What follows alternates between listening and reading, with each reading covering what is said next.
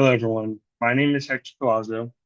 I am a part of Journal Club Pod 2, and today I'm going to be talking about the gut microbiome, specifically the article I chose titled Environmental Factors Shaping the Gut Microbiome in a Dutch Population. I chose this article because not only does the gut microbiome fascinate me, but I thought this study of a comprehensive, multi-generational, kind of like isolated geographically population was very interesting and almost relatable because as a college student, I know most of us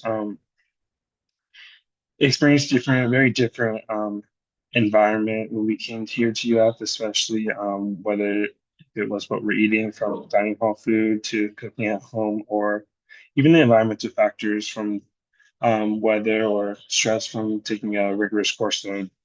But we're going to jump right in and start talking about it.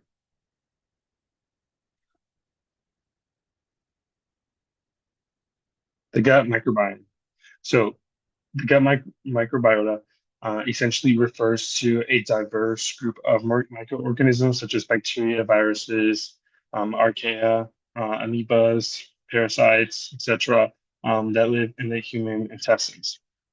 The gut microbiome is heavily correlated to human health through its genetic factors, pathways, virulence, and logistical factors, which can mediate varying gut, heart, and mental diseases. Since it's such an extensive biome, diet and heritability are not the only influences, hence the importance to recognize the varying factors that can contribute to a healthy gut composition. DMP, which stands for Dutch Microbiome Project, um, took 8,000 plus individuals and characterized the composition and function of the gut microbiome, with their population ranging from 8 to 84 years old, 58% female, 42% male, and it followed over 2,000 families. The wide inter-individual diversity in microbiome composition and variations in fecal sampling between research have limited the ability to define a healthy microbiome. Population-based studies have demonstrated that environmental factors such as early life exposures, host genetics, diet, and lifestyle all contribute to inter-individual variation. Even though this integrated perspective is crucial for separating significant host microbiota, correlations, and identifying possible targets for microbiota-related therapies and directed therapies. Comprehensive integrated analysis of sizable standardized cohorts with clearly characterized phenotypes, such as the ones in the Dutch Microbiome Project, are still rare and essential to answering this question: what is a healthy and unhealthy gut microbiome composition? This general study of a Dutch population aims to characterize a universal signature for a healthy and unhealthy microbiota composition through assessing association factors, related environmental factors, and abundance of different bacteria and different microorganisms in the gut. The study identified many feasting species and their abundance in relation to diet, anthropogenic factors, medication, etc., to expand knowledge on a healthy gut microbiome.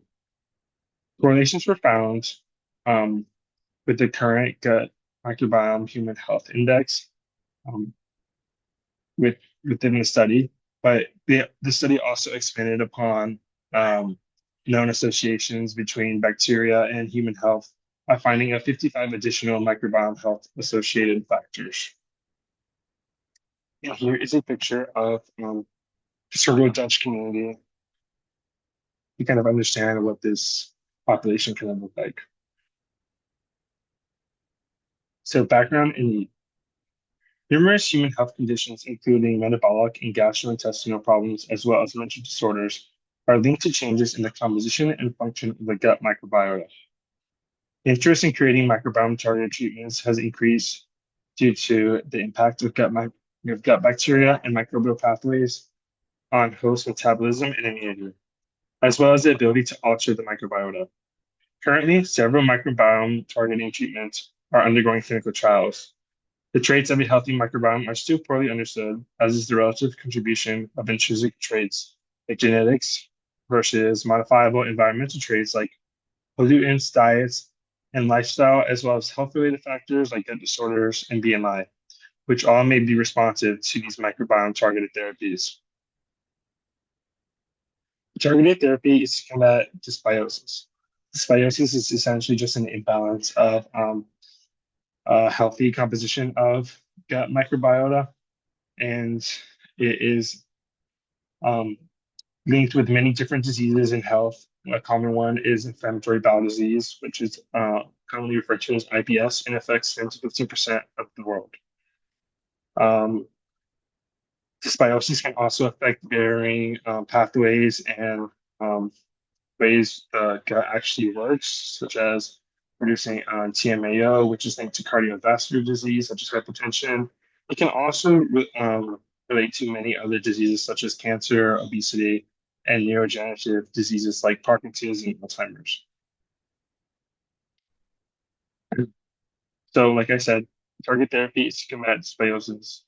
Um, And it's essential that we understand the gut microbiome and keep answering these questions that the Gut Microbiome Human Health Initiative has been working towards, so that we know and we understand the associations that we want to target with this targeted therapy, and to also allow ourselves to regulate and understand the environmental factors which we predispose ourselves to, which affect healthy microbiomes. Methodology. The Dutch Microbiome Project used shotgun metagenomic sequencing, to analyze the gut microbiome of 8,208 individuals across 3 generations. Illumina sequencing was used due to its high accuracy and cost efficiency for short-read data. DNA was extracted from fecal samples, fragmented into small pieces, and ligated with adapters to attach the sequencing flow cell. Here are some figures kind of demonstrating what this process looks like of Illumina sequencing and general laboratory methods for the sequencing of the data that we see in the Dutch project. Illumina sequencing by synthesis method is employed where bridge amplification created clusters of identical DNA fragments. Fluorescently labeled nucleotides were incorporated during sequencing, and a laser detected the signals to determine the DNA sequence. The raw sequencing data was processed using Meta at PHLAN2 to classify microbial species and H2MAN2 to reconstruct metabolic pathways. Over 240 hosts and environmental factors were recorded, allowing statistical models to assess microbiome variations due to genetics, lifestyle, and health conditions. By combining high throughput sequencing with advanced bioinformatics, this study identified heritable microbiome traits, disease associations, and environmental influences, providing a large-scale understanding of gut microbiome variability in the human population.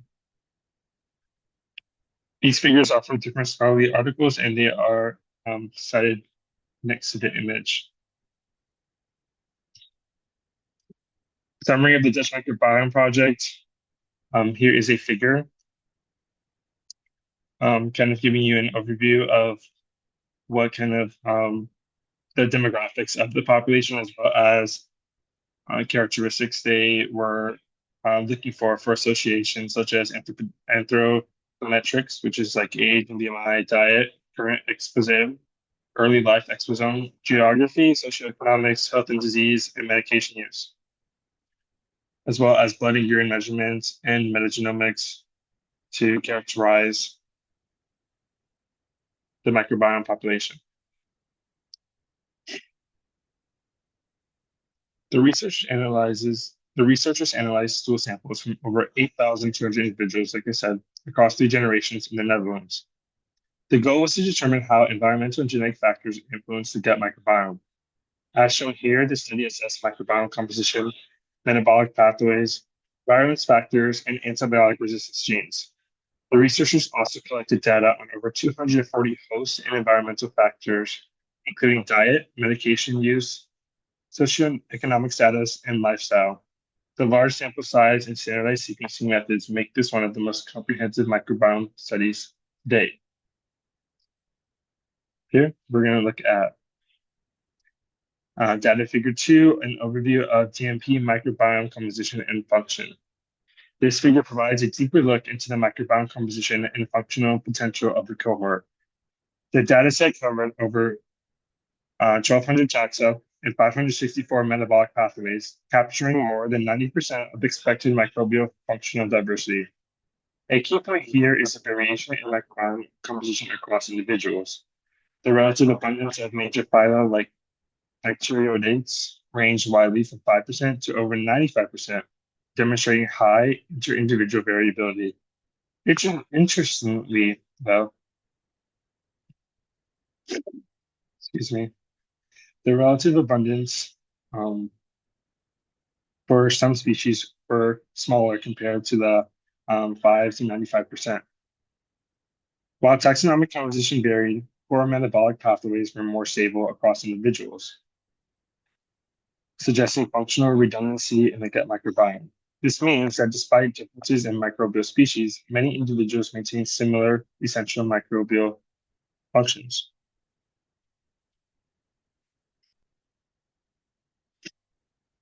Here we're looking at figure 2, heritability and effect of cohabitation on the gut microbiome.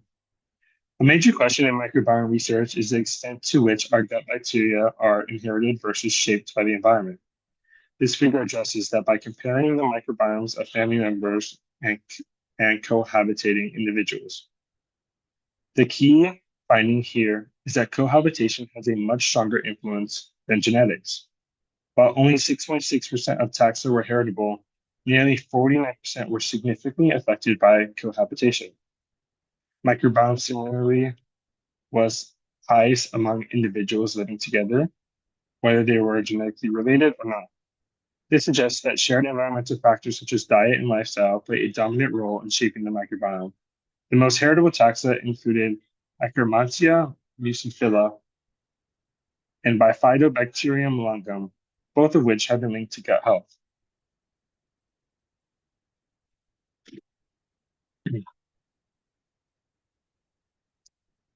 This is figure 3, microbiome phenotype associations. This figure highlights the numerous associations between microbiome composition and host factors, including diet, medication use, socioeconomic status, and disease history. The researchers identified over 7,500, significant associations. The strongest influences on microbiome composition came from stool, consistency, medication use, and diet. Lifestyle factors like smoking and pollution exposure also had notable effects. Importantly, these associations suggest that modifying environmental factors such as improving diet or reducing medication use could potentially alter the gut microbiome in beneficial ways.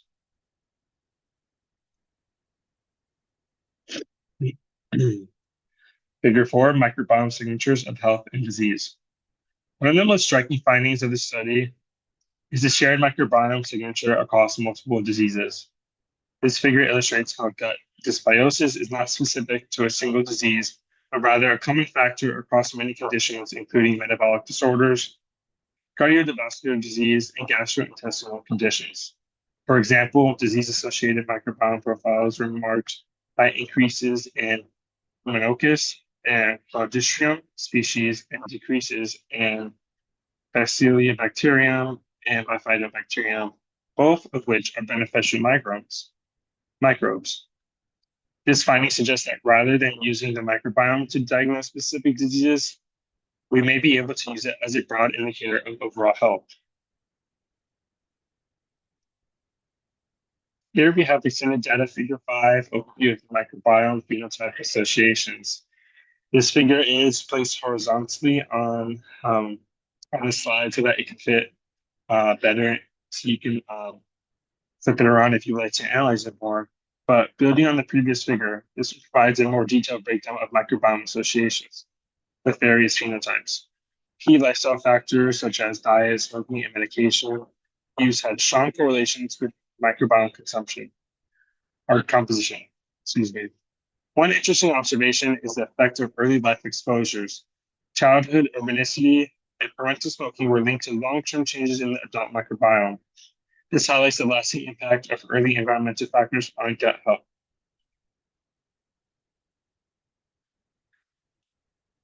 Figure 6, gut microbiome health index calculated for GMP cohort. The gut microbiome health index GMHI, was calculated to assess overall microbiome health in a DMP cohort. The GMHI differentiates between healthy and unhealthy microbiomes based on the abundance of key bacteria species. In this study, higher GMHI scores were associated with better overall health, while lower scores correlated with multiple disease states. The researchers replicated 43 out of 50 previously reported GMHI signals, confirming the robustness of this approach. As well as I mentioned previously, they found many new associated microbiome health related factors.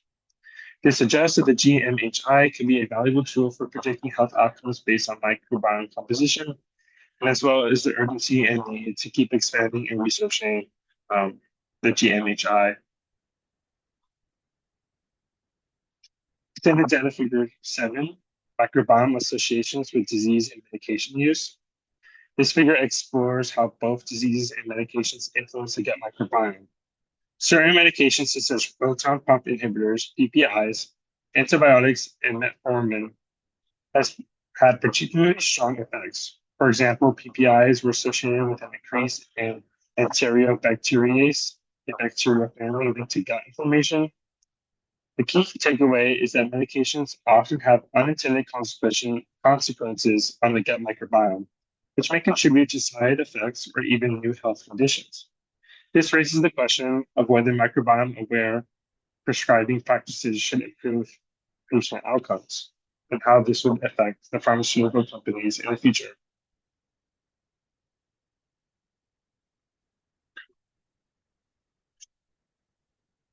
Extended data figure 9, microbiome association with smoking, pollutants, and green space. Environmental exposures also play a significant role in shaping the microbiome. This figure illustrates the effects of smoking, air pollution, and green space exposure. Active smokers had a microbiome composition similar to that of individuals with chronic diseases, suggesting a direct link between smoking and gut dysbiosis. Air pollution, particularly PM2.5 exposure, was associated with an increase in disease-linked bacteria. Conversely, individuals with greater exposure to green spaces had more beneficial microbiome profiles, reinforcing the idea that environmental quality affects gut health and overall health and disease. Extended data figure 10, microbiome association with diet, which is a very common thing that people associate feeling and having a healthy gut microbiome. But as we can see, it's one of the many ways the gut microbiome is affected. Diet remains one of the most modifiable factors influencing the microbiome. This figure shows how different dietary components correlate with microbiome composition. A diet high in fiber and plant-based proteins was associated with increased abundance of Bacillia bacterium and Roseburia, both of which have inflammatory properties. In contrast, a high carbohydrate, low fiber diet was linked to a rise in cladistrum species, which are often associated with disease states. These findings emphasize the importance of diet in maintaining a healthy gut microbiome and suggest that dietary interventions could be an effective strategy for promoting gut health and overall health and prevention of disease and whatnot. So, discussions and conclusions. To wrap up, this study provides one of the most comprehensive analysis of the gut microbiome to date. It highlights the dominant role of environmental factors over genetics, the shared microbiome signature across multiple species, and the potential for lifestyle interventions to modulate gut health.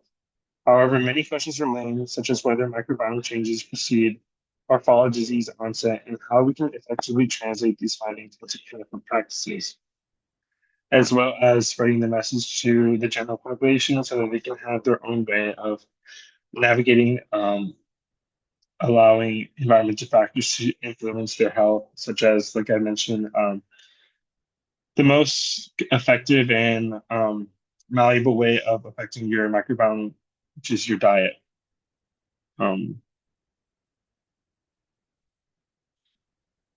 So, questions.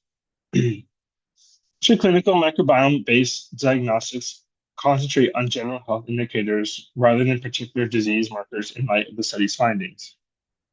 How may diet-based interventions be improved, to encourage a population-level microbiome that is healthier?